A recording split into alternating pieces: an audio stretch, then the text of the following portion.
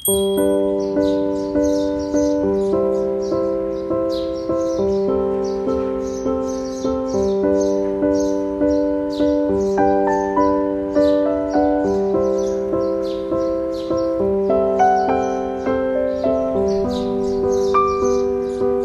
Rua de Maraba marcava os limites urbanos da cidade de Itabaiana na metade do século XX.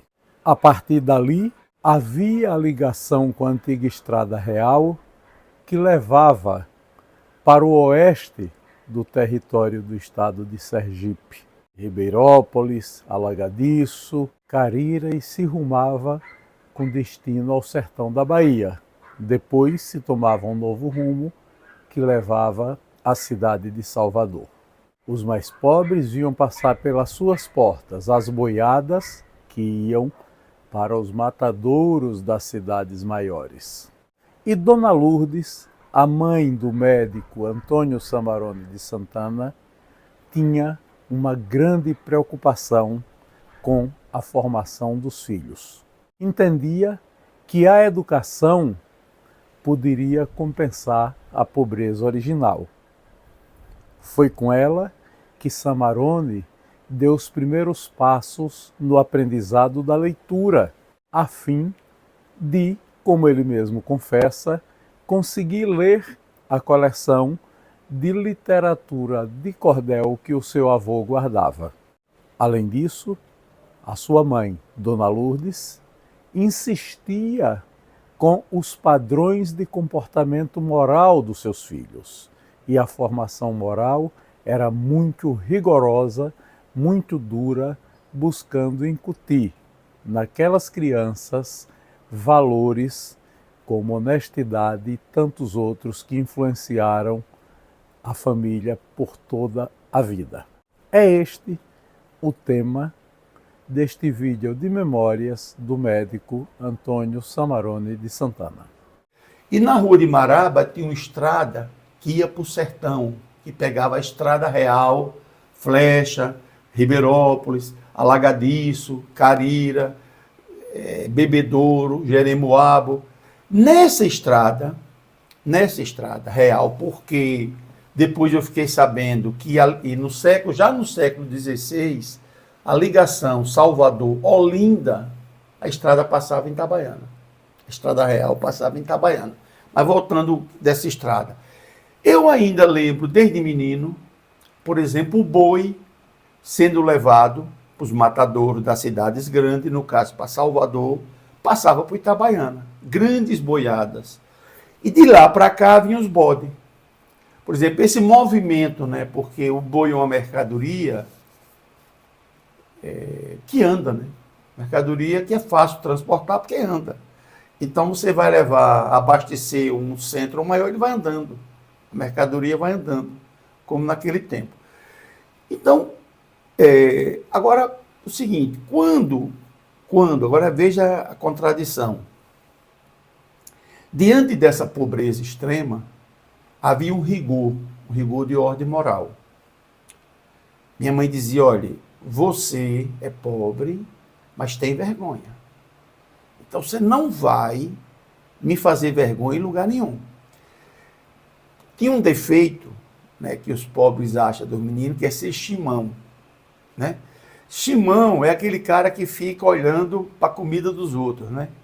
Mamãe fazia uma repressão, diz, olha, você, que era acompanhada da seguinte questão, não peça nada a ninguém. Você só pede as coisas a seu pai e sua mãe. Isso era uma regra de ouro. Não mexa com nada de ninguém. Se eu chegasse em casa com a bola furada, ela queria saber onde é que eu encontrei aquela bola. Meu filho, essa bola não foi o doutor Jorge que me deu, foi, vamos lá, na casa de Jorge. Ela ia comigo na casa de Jorge. O senhor deu essa bola a esse menino. Então, ela fazia um rigor moral estúpido, né? Tipo assim, você é pobre, mas por ser pobre, você vai andar na linha.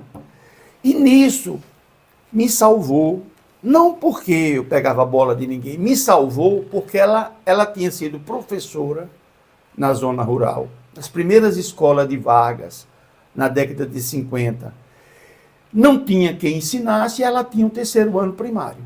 Então ela foi professora. E ela exigiu que eu fosse para a escola. Ou seja, ela era uma mãe que me alfabetizou. Eu já cheguei na escola lendo de carreirinha. As professoras ficavam impressionadas como eu lia, porque o meu avô tinha uma puta de uma coleção de cordel. E eu aprendi a ler para ler o cordel. Os ingleses aprenderam a ler para ler a Bíblia. O meu motivo foi menor. Eu lia o cordel. Lia de carreirinha. Então minha mãe botou na escola e cobrava. Perguntava à professora se eu estava indo. Tá certo? E aí eu dei a segunda sorte. Meu pai era do Círculo Operário. O Círculo Operário era uma organização da igreja para combater o comunismo, né? Existia o Centro Operário, que era de inspiração comunista. A igreja criou o Círculo Operário.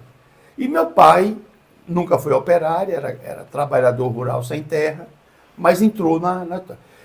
E os filhos dos circulistas tinham acesso à escola do padre, que era uma escola de rico, uma escola paga, tá certo? E que eu era aluno bolsista, né, por conta disso. E claro, tinha todas as discriminações que tinham. Eu me lembro das discriminações. Na época eu não entendia como discriminação. Por exemplo, o que era discriminação? Na hora de molhar a quadra, tinha uma quadra de areia. Para ter futebol à noite, que tinha uns refletores, nós éramos selecionados para carregar água da bomba para molhar a caixa. Né? Por exemplo, teve um episódio que só depois é que eu entendi o que significava, que desapareceu alguma coisa de um aluno, e o padre, era um padre Everaldo, né? O povo chamava em Itabaiana de Bote Cheiroso, era o Bote Cheiroso, que era um educador. E para descobrir quem foi o menino que roubou, não sei que diabo foi que roubaram lá de outro aluno, o padre botou todo mundo numa sala, em círculo, e ele tinha uma chave, ele dizia que tinha uma chave mágica, que ele pendurava no cordão, e que essa chave ia apontar, certo? E eu digo, aí eu cá comigo, poxa, essa porra dessa chave apontava para mim. Não fui eu, agora... Mas eu descobri, porque ali era uma forma. E aí, claro, o padre suspeitava que era a gente, né? Os meninos pobres que tinham roubado os meninos ricos. Né? Então, assim, havia, mas não era nada. Por exemplo, por que eu estudava? Porque eu entrei em competição com os meninos. Eu imaginei nada, nem porra nenhuma. Porra, eu tenho que tirar nota melhor. Trabalhando esse espírito competitivo é forte. Né? Eu tinha que ter a nota melhor. E aí eu estudava, eu lia, eu era um aluno bom, eu era um bom aluno.